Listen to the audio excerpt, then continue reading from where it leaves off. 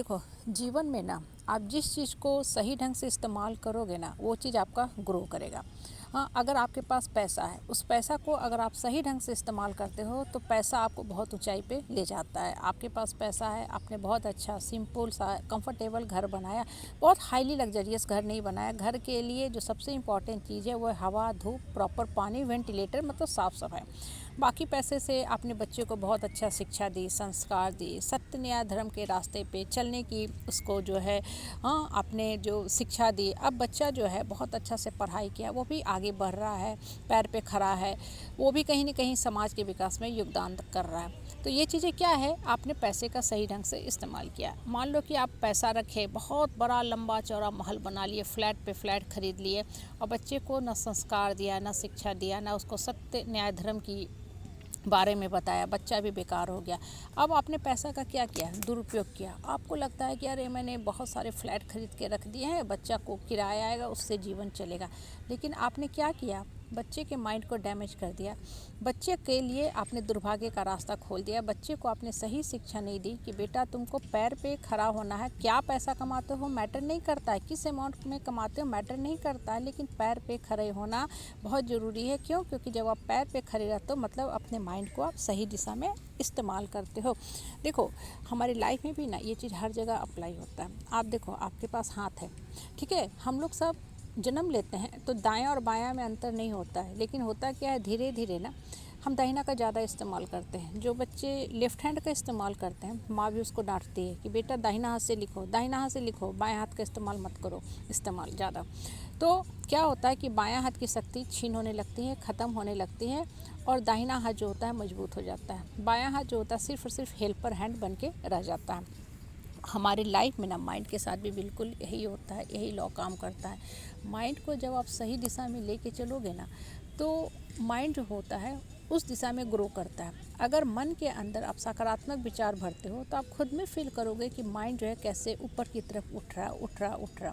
लेकिन एक नकारात्मक विचार अगर आती हैं तो उसके पीछे सैकड़ों नकारात्मक विचार आते रहेंगे और आपका जो जीवन का दशा है ना दुर्दशा में कन्वर्ट होने लगेगा। आप देखो, लाइफ यही है, जीवन यही है, यही लाइफ स्पैन है। परिस्थिति, परेशानी, परिवार के लोग सब यहीं रहेंगे, कुछ नहीं बदलता है। हाँ, लेकिन बदलना है तो सिर्फ और सिर्फ आपको अपनी सोच, जैसे जैसे आपकी सोच परिवर्तित होने लगेगी ना आपको खुद में फील होने लगेगा कि हम वही हैं, सब कुछ वही है, कुछ नहीं बदला, सिर्फ मैंने अपनी सोच को बदल लिया, तब मुझे यही जीवन खुशनुमा लग रहा है। लेकिन अगर आप वही एक नॉर्मल ऑर्डिनरी लाइफ जीते हो, उन्हीं लोगों के साथ बैठते हो, बेकार के लोगों के साथ वही पुरानी घिसी पीटी बातें करते रहते हो ना, तो आपका जीवन भी बस घिसा पीटा बन के रह जाएगा। आपको पता ही नहीं चलेगा कब आपने जीवन का एक लंबा समय जो है व्यर्थ में गंवा दिया और अब आप पछता रहे हो। इसलिए लाइफ को ना हमेशा मीनिंगफुल बनाने के बारे में सोचो। और देखो, प्रकृति ना हर कुछ बैलेंस वे में भेजती है। आप प्रकृति में, नेचर में देखो, ये जो पेड़ पौधे होते हैं ना बड़ा सुंदर लगते हैं, बहुत सुंदर प्रतीत होते हैं। और ये क्या करते हैं, एटमॉस्फेयर में ना शुद्धता डालते हैं, ठीक है, पॉल्यूशन को हटाते हैं, डिक्रीज करते हैं और शुद्धता डालते हैं। इंसान क्या करने लगा, स्वार्थ बस पेड़ पौधे को भी काटने लगा कि यहाँ बिल्डिंग बना लेंगे, होटल बना लेंगे, फैक्ट्री बना लेंगे, अलग अलग पर्पज़ से इस्तेमाल करेंगे। तो क्या हुआ, इम्बैलेंस हो गया ना प्रकृति में। आज मौसम में देखो परिवर्तन, या जो कुछ हम परेशानी चलते हैं, हमारे जीवन के साथ भी यही होता है। ऊपर वाला ना आपको मेंटली बैलेंस करके धरती पे भेजता है। आप इम्बैलेंस अपने जीवन को खुद करते हो और दोषारोपण कर देते हो, हे भगवान मेरे जीवन में दुख ही दुख है, क्यों मेरे जीवन में दुख दे रहे हो, क्यों दुख दे रहे हो। दुख भगवान नहीं दे रहा है, भगवान तो आपको बहुत मेंटली फिट बना के भेजा था, लेकिन आपने अपने माइंड को इम्बैलेंस कर दिया, माइंड के अंदर नकारात्मक बातें भरते जा रहे हो।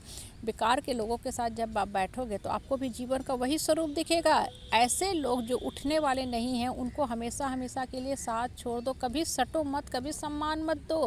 हाँ, क्योंकि ऐसे लोग जो होते हैं ना कोरोना वायरस से भी ज़्यादा खतरनाक होते हैं। कोरोना वायरस का तो सफाया हो गया, लेकिन इन लोगों की जो नकारात्मक बातें हैं वो दिमाग में इस कदर जकड़ जाएगी ना कि वो आपके इस जन्म को नहीं, अगले कई कई कई कई जन्मों को बर्बाद करते जाएगी। क्योंकि आपकी आत्मा की शक्ति डिप्लीट होती जा रही है, ड्रेन आउट होती जा रही है, और आप इस चीज़ को समझते ही नहीं हो। आप एक बहुत छोटा सा सिंपल लाइफ जीते हो और कहते हो कि हम तो एक साधारण आदमी हो। भगवान आपको साधारण नहीं बना के भेजा है, भगवान ने आपको अदम्य अदम्य साहस और शक्ति दे के भेजा है, बशर्ते आप अपनी शक्ति का सही दिशा में इस्तेमाल करना सीखो और लाइफ को मीनिंगफुल बनाओ।